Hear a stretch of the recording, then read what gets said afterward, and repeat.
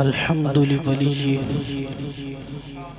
वस्सलातु अला नबिय्यि व अला आलिहि व अस्हाबिहिल मुतअद्दिबीन बिआदाबि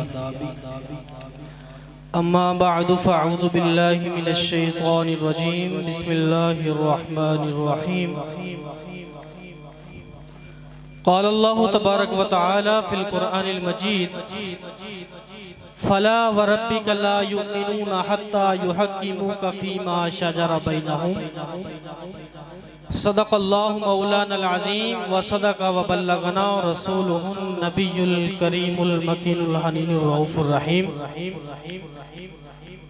मौलाया सल्लि व सल्लिम दाइमन अबदा अला हबीबिका खैरिल खल्क़ि कुल्लिहिम मुहम्मदुन सय्यिदुल कौनैन व सकलैन वल फरीक़ैन मिन उरबिन व मिन अजमी या रब्बी बिल मुस्तफ़ा बल्लिग मक़ासिदना वग़फ़िर लना मा मदा या वासिअल करमी मौलाया सल्लि व सल्लिम दाइमन अबदा अला हबीबिका खैरिल खल्क़ि कुल्लिहिम बंदाए परवरदिगारम उम्मते अहमद नबी दोस्त दारे चार यारम ताबे औलादे अली मजहबे हनफिया दारम मिल्लते हजरत खलील खाक पाए गौसे आजम ज़ेरे साया हर वली क़ाल अल्लाहु तबारक व तआला फ़ी मक़ामिन आखर इन्नल्लाह व मलाइकतहु युसल्लूना अलन नबी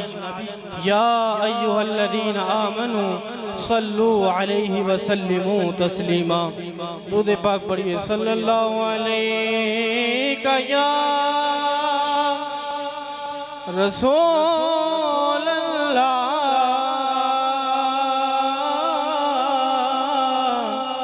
व सल्लम अलैका या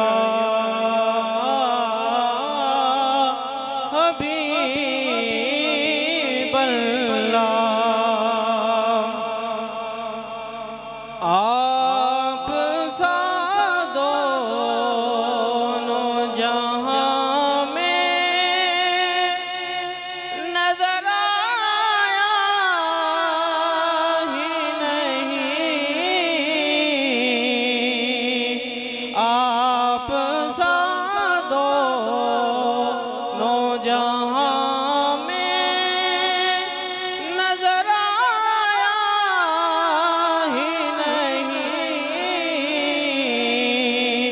क्योंकि अल्लाह ने कोई और बनाया ही नहीं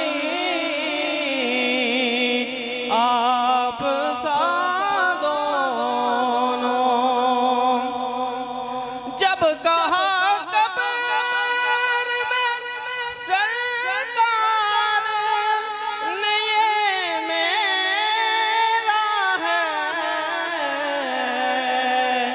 जब कहा कब्र में सरकार ने ये मेरा है फिर नकीरों ने मुझे हाथ लगाया ही नहीं आप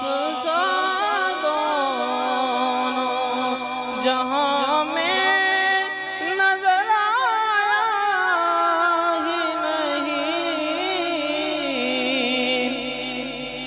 अल्लाह जल्ल जलालुहु व अम्मा नवालुहु व अतम्म बुरहानुहु व आज़म शानुहु व ला इलाहा गैरुहु की बेपनाह हमदो सना के बाद हुजूर नबी अकरम शफ़ी मुअज़्ज़म गम उसारे ज़मां नय्यर ताबां माह खूबां सरनशीन महवशां सरखैल ज़ोहरा जमाला ततीमा दौरां बाइस तकवीन आलम फ़ख्र आदम व बनी आदम नय्यर बतहा राजदार माऊ मालहा शाहिद मातगा साहिब सदर अलम नशरा मासूम आमिना अहमद मुश्तबा जनाब हज़रत मोहम्मद मुस्तफ़ा सल्लल्लाहु ताला अलैहि वसल्लम की बारगाह आलिया में हदिया दुरूद व सलाम का नजराना अर्ज करने के बाद हाज़रीन व सामईन, आज आप खुश नसीब हैं कि इस महफिल पाक में तशरीफ़ लेकर आए, क्योंकि सरकार की महफिल में जो भी आता है वो हुजूर का मेहमान होता है। मैं इंतहाई ममनून व मशकूर हूँ अपने उस्ताद मुकर्रम हज़रत अल्लामा मौलाना अहमद अली रिजवी साहिब का, कि जिन्होंने मुझ नाचीज़ को चंद अल्फाज बोलने के काबिल बनाया।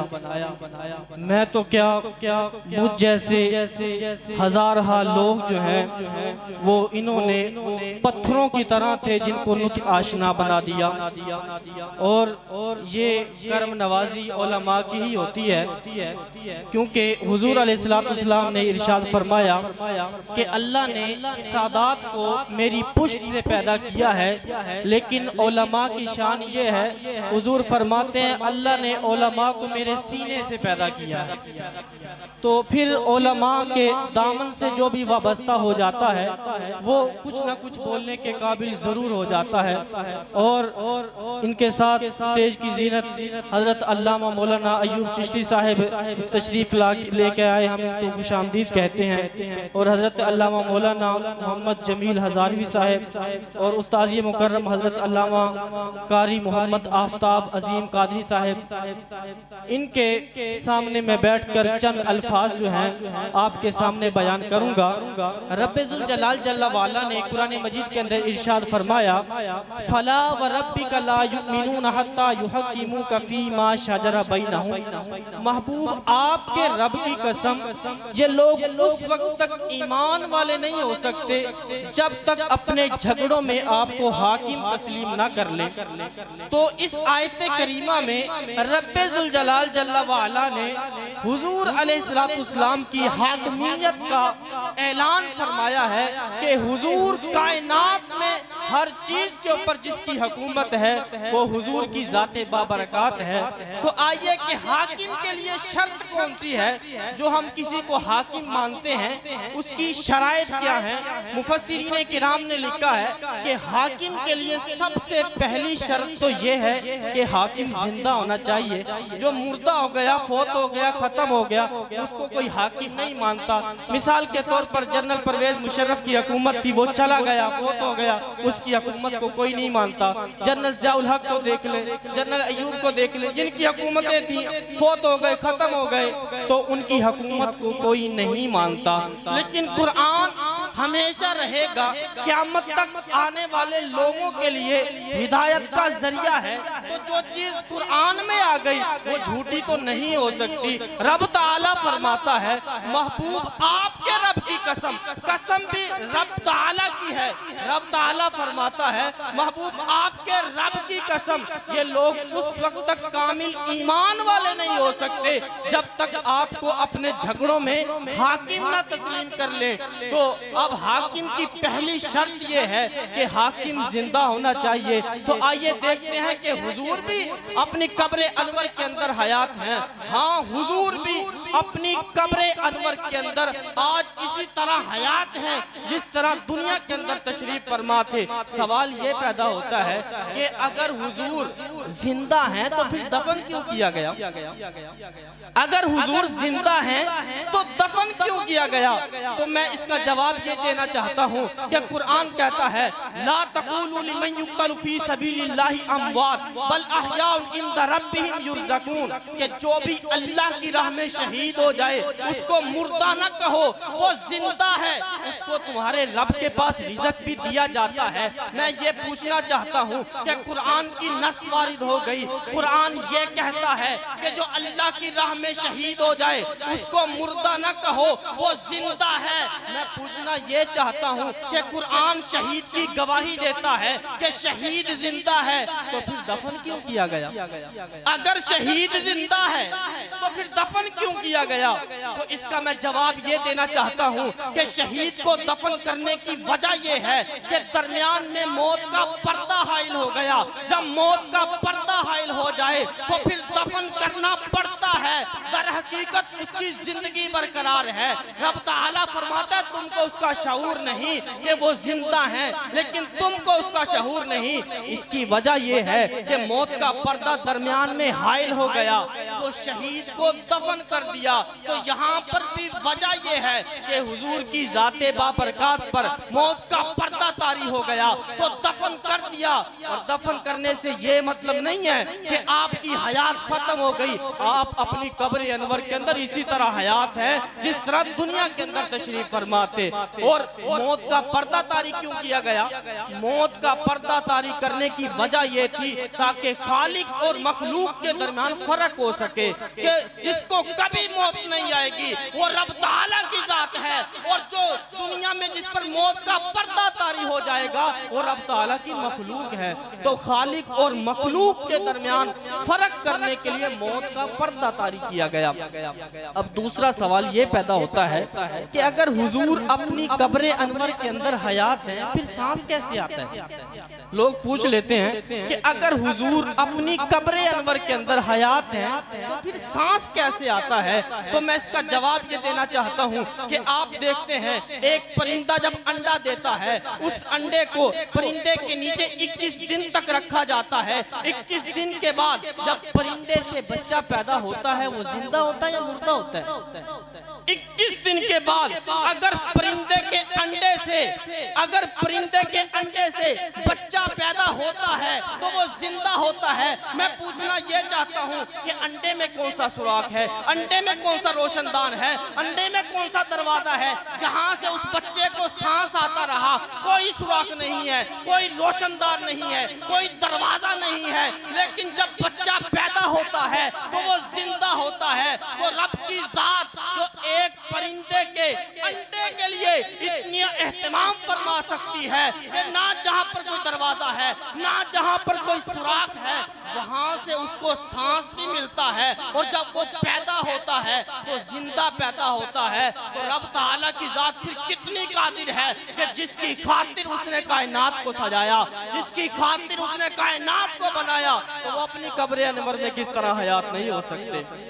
एक परिंदे के अंडे के लिए रब ताला की जात एहतमाम कर सकती है तो महबूब बतरीके औला ये हक रखते हैं कि अपनी कब्र अनवर के अंदर हयात हो। हुजूर अलैहिस्सलाम अपनी कब्र अनवर के अंदर हयात है।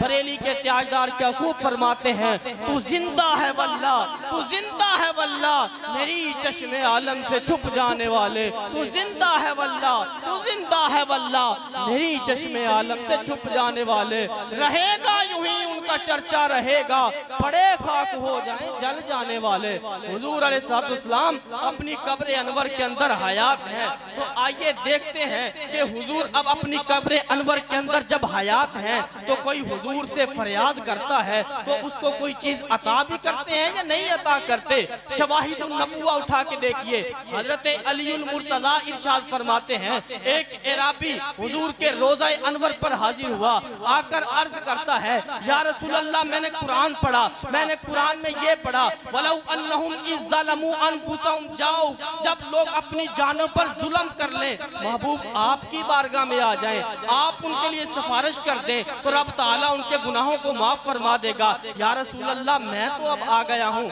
या रसूल अल्लाह आप तो अपनी कब्र अनवर के अंदर जा चुके हैं। हजरत अलीउल मुर्तजा फरमाते हैं कि एराबी हुजूर के ज़ाहिरी विसाल से 5 या 6 दिन के बाद हुजूर के रोज़ा अनवर पर हाजिर हुआ था। जब उसने ये फरियाद की, रोकर फरियाद की, तो हुजूर अलैहिस्सलाम के रोज़ा अनवर से आवाज आई, जा एराबी चला जा, अल्लाह ने तेरे तमाम गुनाहों को माफ फरमा दिया है।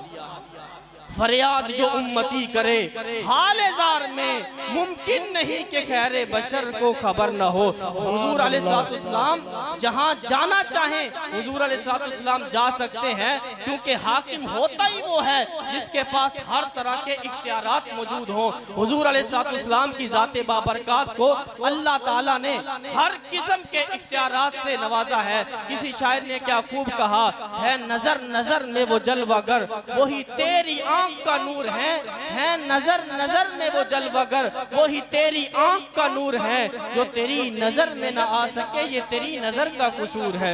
हुजूर अलैहिस्सलाम हर चीज पर इख्तियार रखते हैं। तो मुफस्सिरीन किराम हाकिम की दूसरी शर्त ये बयान फरमाते हैं कि हाकिम के पास इख्तियारात भी होने चाहिए। हाकिम उसको माना जाएगा जिसके पास कोई इख्तियार भी मौजूद हो। यहाँ से मैं बैठ के दावा कर दूं मैं मुल्क पाकिस्तान का सदर हूँ, मेरी कोई बात नहीं मानेगा क्योंकि मेरे पास इख्तियारात नहीं है। हाकिम उसको माना जाता है जिसके पास कुछ इख्तियारात भी हो। तो मैं आपको बताना चाहता हूँ कि हुजूर अलैहिस्सलाम को अल्लाह ताला ने न सिर्फ जमीन पर इख्तियारात इनायत फरमाए हैं बल्कि अर्शे उला पर भी हुजूर इख्तियारात रखते हैं। सहाबा किराम फरमाते हैं हुजूर अलैहिस्सलाम नमाज़े कसूफ पढ़ा रहे थे।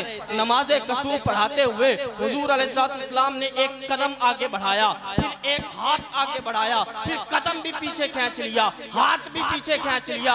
जब नमाज से फारिग हुए हजरत अब्बास बिन अब्दुल मुत्तलिब रज़ियल्लाहु ताला अन्हु ने हुजूर की बारगाह में हाजिर होकर अर्ज की, या रसूल अल्लाह, पहले कभी ऐसा अमल नहीं देखा कि दौरान नमाज कदम आगे बढ़ाया हो, फिर हाथ भी आगे बढ़ाया हो, कदम भी पीछे खींच लिया, हाथ भी पीछे खींच लिया। या रसूल अल्लाह, इसकी क्या वजह है? हुजूर अलैहिस्सलाम ने इरशाद फरमाया, मैं नमाज पढ़ा रहा था, दौरान नमाज मैंने जन्नत में देखा कि एक अंगूरों का खोशा लटका हुआ है। मेरा जी चाहा कि मैं उस खोशे को तोड़कर अपने गुलामों को पेश करूं, लेकिन मैंने वो तोड़ा नहीं, इस वजह से कि जिन लोगों के पास वो खोशा आ जाता कयामत तक खाते रहते, वो खत्म नहीं होना था। लोगों के कामकाज से गाफिल होने की वजह से हुजूर ने वो खोशा नहीं तोड़ा। अब मैं पूछना ये चाहता हूँ कि जन्नत की मुसाफत कितनी है? मुफस्सिरीन किराम फरमाते हैं जमीन से लेकर पहले आसमान तक 500 साल लगते हैं। फिर एक आसमान की मोटाई 500 साल की मुसाफत रखती है। फिर एक आसमान से दूसरे आसमान पर जाने के लिए 500 साल लगते हैं। हत्ता के 7वें आसमान पर जाने के लिए 7,500 साल लगते हैं। फिर 500 साल मजीद जन्नत की मुसाफत है। 8,000 साल की मुसाफत जन्नत की जमीन से है, लेकिन उसकी रफ्तार मालूम नहीं। रब ताला ने अपने नबी को इस कदर इख्तियार अता फरमाया है, एक कदम आगे बढ़ाते हैं, एक हाथ आगे बढ़ाते हैं, हाथ जन्नत में पहुंच जाता है।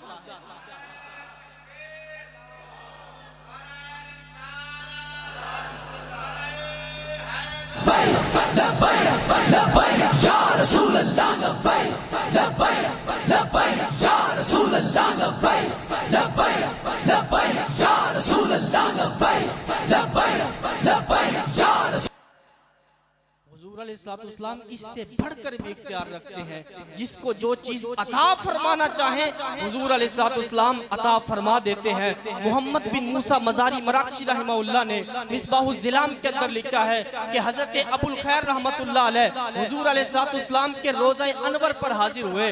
जब रोज़ा अनवर पर हाजिर हुए जाकर अर्ज करते हैं, या रसूल अल्लाह, कई दिन का भूखा हूँ, खाना नहीं खाया, आज आपका मेहमान बनकर आ गया हूँ, या रसूल अल्लाह खाना आप खिलाएंगे? तो हजरत अबुल खैर रहमतुल्लाह अलैह आप फरमाते हैं, इतनी बात कह के मैं मस्जिद नबवी के अंदर आ गया। जब मस्जिद नबवी के अंदर आया, मिंबर के साथ टेक लगाकर बैठ गया। मिंबर के साथ टेक लगाई, नींद का गलबा तारी हो गया। जब नींद का गलबा तारी हुआ तो ख्वाब में हुजूर अलैहिस्सलाम की ज़ियारत नसीब हुई।